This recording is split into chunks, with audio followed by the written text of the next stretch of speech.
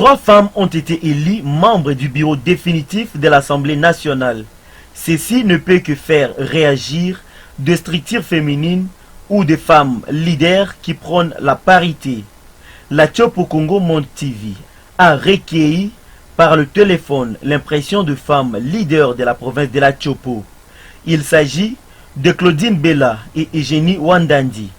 Pour Claudine Bella, coordinatrice provinciale de la Commission nationale des droits de l'homme et point focal du mouvement Rien ça la femme dans la province de la Tchopo, la présence des 3 femmes dans le bureau définitif de l'Assemblée nationale ouvre la voie vers l'effectivité de la parité. Bon, en fait, il faut d'abord dire que la présence des 3 femmes au bureau de l'Assemblée nationale est un signal fort de mise en œuvre de la parité telle que inscrite dans la constitution de notre pays. Parce que nous avions dit que cette parité, c'est un processus. Il faut y aller lentement mais sûrement et nous commençons maintenant à nous approcher de l'effectivité de la parité dans nos institutions. Donc c'est un signal fort pour dire aux opérateurs politiques que ils ont tout intérêt à faire confiance aux femmes parce que la femme gère avec sa tête et son cœur. Et quand la femme gère, elle gère bien.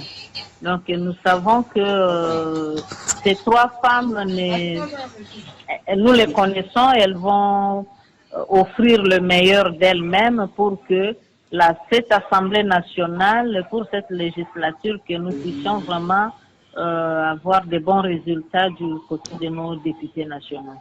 De son côté, Eugénie Wandandi Biakoussa, maire adjointe de la ville de Kisangani et coordinatrice de la dynamique des femmes candidates d'INAFEC en sigle dans la province de la Tchopo, met l'accent sur la bonne gestion des femmes en reconnaissant la confiance que l'homme commence à faire à la gente féminine.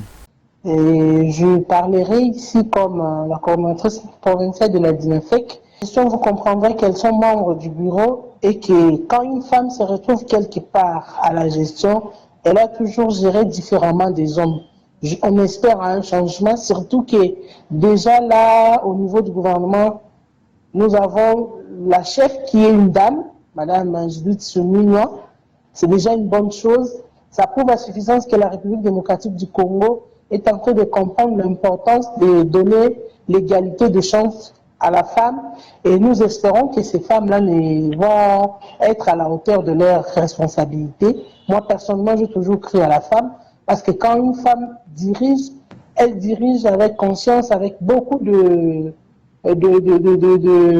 sérieux possible et leur présence va modifier beaucoup de choses au sein du bureau.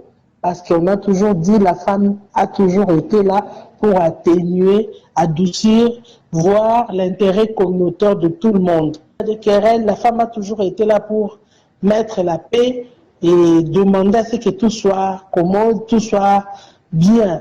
Et à leur présence au sein de l'Assemblée, comme l'Assemblée est l'émanation du peuple, nous espérons, comme de bonnes mères, elles feront réellement ce qu'il faut pour que nous, ces enfants, la population congolaise, puisse se dire, cette fois-ci, nous avons eu un bureau qui a su penser à lieu et place de la population et agir.